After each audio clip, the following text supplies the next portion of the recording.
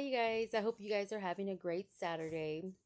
Um, so I'm gonna come here with story time. I'm gonna give my verse, and it's Revelations chapter 4, verse 8. Holy, holy is the Lord God, the Almighty One, the one who was, the one who is, and the one who's still to come.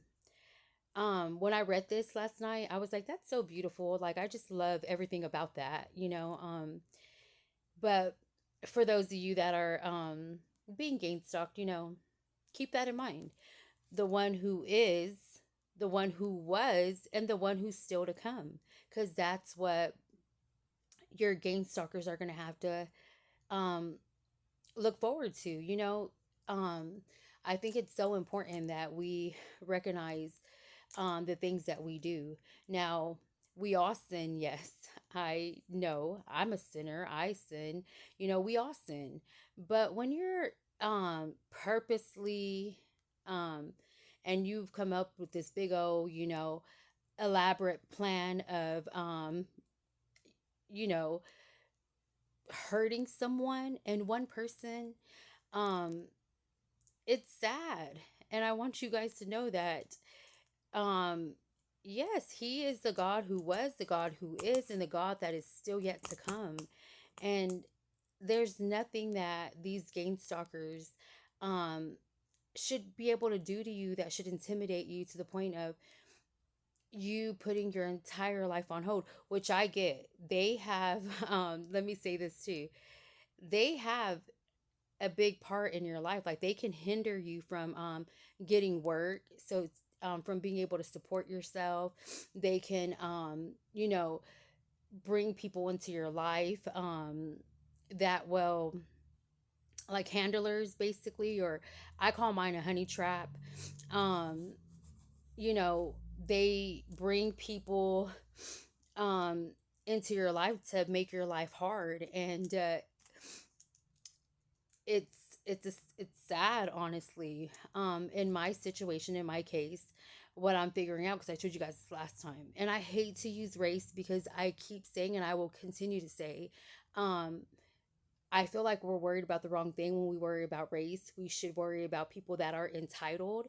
And the other day I was talking to someone, and when I told this person that, he said, well, that's just dumb, because people that are entitled, you're talking about, he's trying to say I was talking about financially.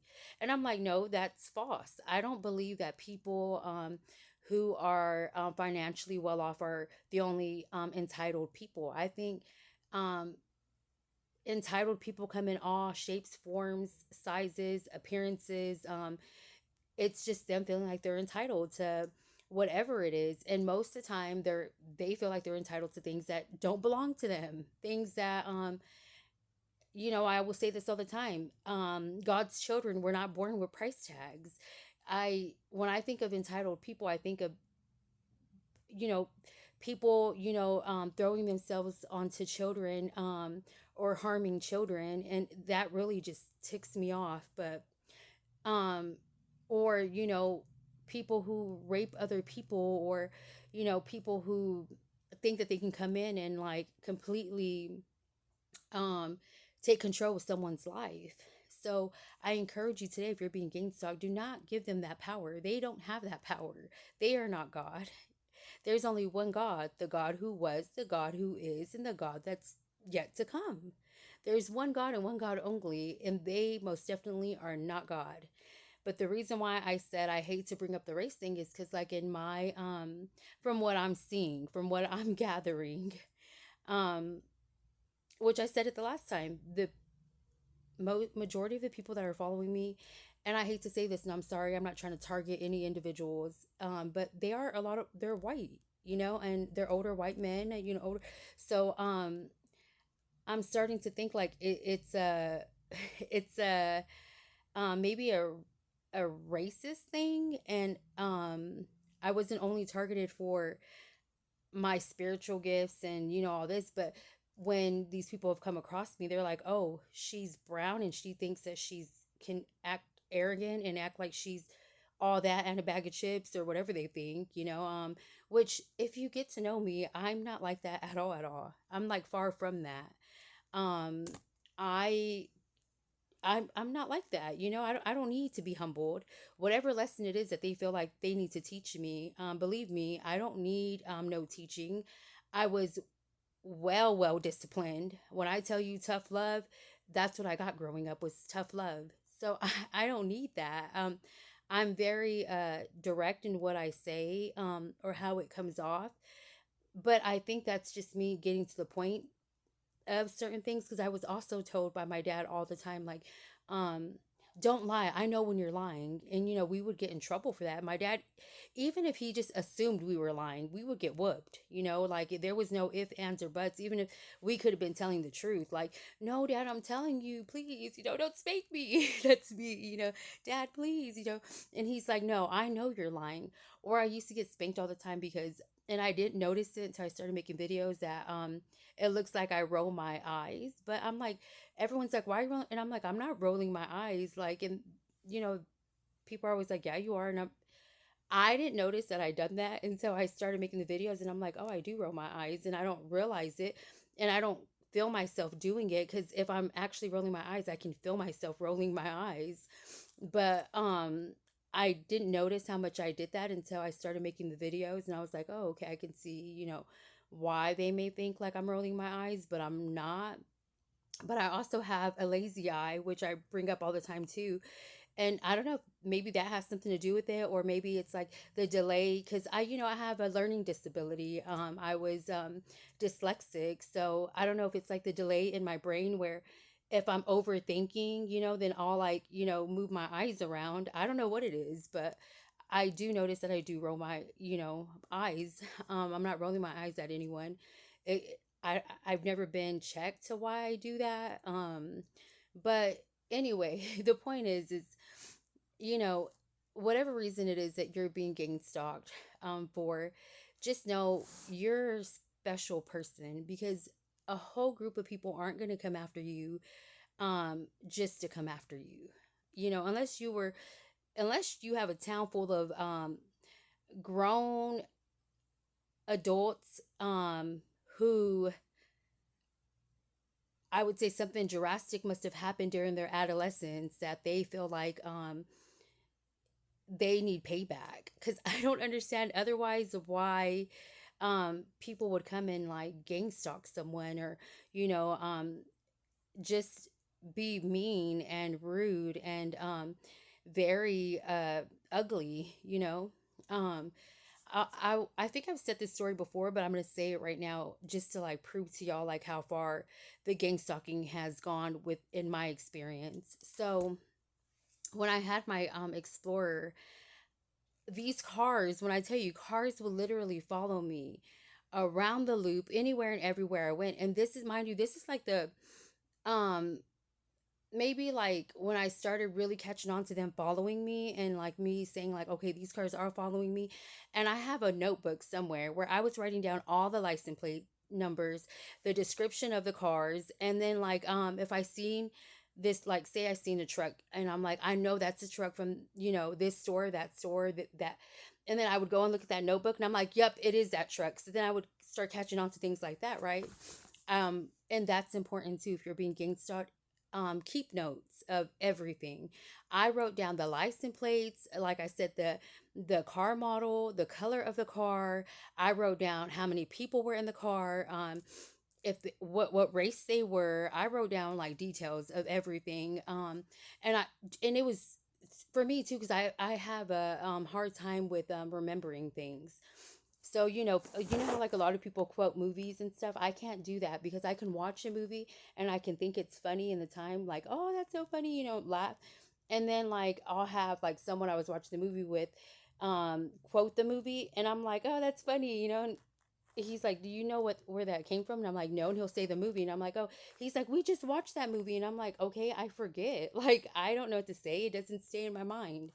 But yeah, so if you're a forgetful person, and even if you're not, I would still like keep notes of everything. But anyway, so when I started realizing, okay, it is the same cars that are following me, and you know dude, when I tell you the notebook is like, I'm telling you, it has to be at least majority of the city following me. But anyway, um, I as I started driving, and this was late at night too. I'm driving, and like when I tell you, this is like 2 o'clock, maybe, um, in the morning on like a Thursday. I don't know, Wednesday maybe. Um, and there were a billion cars following me. That's exactly what I mean. And I'm thinking, like, I've lived in Lubbock my entire life, and it's never this packed on Wednesday or Thursday. Why are there so many cars in the loop? And I'm catching on, like, these cars are following me, like, literally. So everywhere I would go, these cars would go, or they would make like a whole line so I couldn't get over, just childish things, and I started getting really upset. And this night, and mind you, this is before I started, like, really, I've always had faith in God, but before I started, like, putting all my faith into God, and realizing, because this is the thing too, when you live off of fear, not only can you hurt yourself, but you can hurt other people, especially innocent bystanders. Because like I said, I don't know who in the city is truly following me and which ones aren't. I just know, like, it's a whole gang of them, but the reason why I say this is because in this time I was making these impulsive decisions out of fear. And I would highly recommend you not to make any decisions out of fear, because when I tell y'all this story, you're going to be like, what the heck? And if any bystanders came across me this night, I apologize from the bottom of my heart, and I am sorry. I worked out of fear, and I have no excuse but that. And I'm sorry. I truly am sorry. But anyway, I was driving, right, and these cars are following me. I'm scared. And then I just get to the point where I get so angry that I'm like, you know what? If y'all are gonna kill me, then kill me. Like, let's go. Then y'all are gonna die too. So I flipped my car around on the loop, and I started going head on with these cars, like literally head on. And I'm like, my foot is like full, like a pedal to the metal. And I'm like, I'm not gonna move. They're gonna move, because I'm not gonna do this. Like, why are they doing this to me? I'm the nicest person ever. I'm not understanding. And when I tell you, I turned my car around and I'm like going head on with them. Of course, they would always, be the one to move. Well, as I started doing that, that's the only thing that cleared the loop that day, because if it wasn't for me doing that, these cars would have stayed following me. But there were still some brave ones that were still like, oh, this girl thinks she's, and that kept following me. And I remember at this point we get off on Clovis Road, and there's this one car. I literally went around the loop, I think like maybe twice, and this same car was just following me. So I'm like, I'm gonna get off on Clovis Road, and I get off on Clovis Road, and this car continues to follow me. Well, I'm assuming this car must not have seen me, go head on with the other cars, because then I just flip my car around and I start going head on with this car. Well, why is this car? And this is my thing, though. This is my thing with that. Why are you getting mad at me when you're the one harassing me? You're the one following me. What else would you expect me to do? But when I turned my car around and went head on with this car, they got so furious, started honking and acting like I was the one acting erratic, which, don't get me wrong. Yes, that was an erratic decision to make, and like I shouldn't have done that. But you're the one following me. You're the one harassing me. You're the one, getting me to this level. And I remember them pulling over and honking at me and getting out their car and like was like, what? What? And I'm like, what? Well, follow me then. Like, I'm not gonna pull over. Like, I don't know what y'all think I am. I'm not dumb. I have a learning disability, yes, which I'm sure y'all have all heard, because I'm sure that's the main thing my family's, told y'all, that I was dumb, but I'm not that dumb. I'm not gonna get off my car. So I don't get off my car. Well, anyway, at this point, after that happens, I try to go to the police station. And this is how I know LPD, Lubbock Police Department, is involved.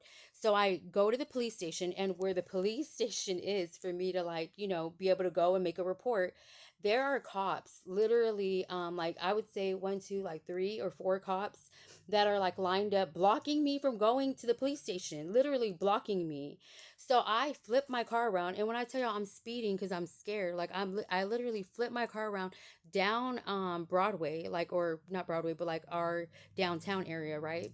I flip my car around and I start driving back, like speeding back, at least going 50 to 60 miles an hour. And these cops see me do that.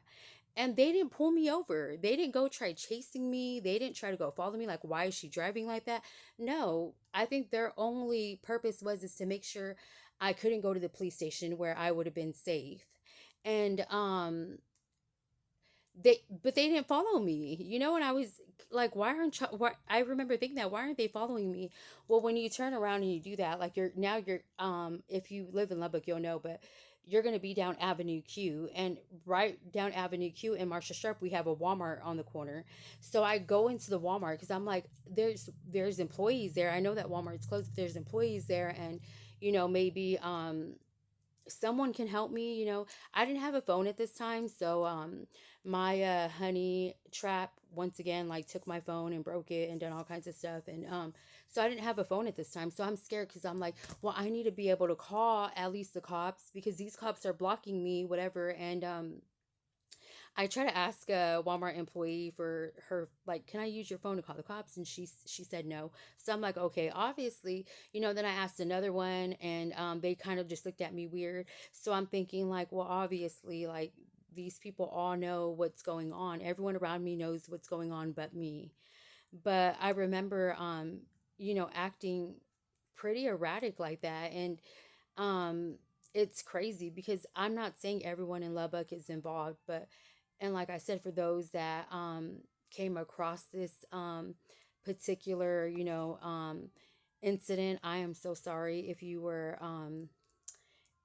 just a bystander. But I was fearful for my life. And at that point, I was just so mad. Like, if y'all are going to kill me, then kill me. Like, let's go, And when I think about it now, especially like with as I started building my relationship with God, I've asked God for forgiveness so many times for that day, because that's probably one of the most craziest things I've ever done in my entire life. And in that moment, I was just so furious that I wasn't thinking. But don't allow these gang stalkers to take control of your emotions in that way either. They should never, no one should ever have power over you to that extent. Um, but I don't know, like, that's something I did. But I encourage you to, like, please seek God and know that God is greater than them, and God can stop anyone anytime. And no weapon formed against you shall prosper. It's like God says, if I am for you, who can be against you? Keep that in mind as you're going through your situation. And I pray for you guys every day. And I send love and light always. And yeah, y'all have a good day.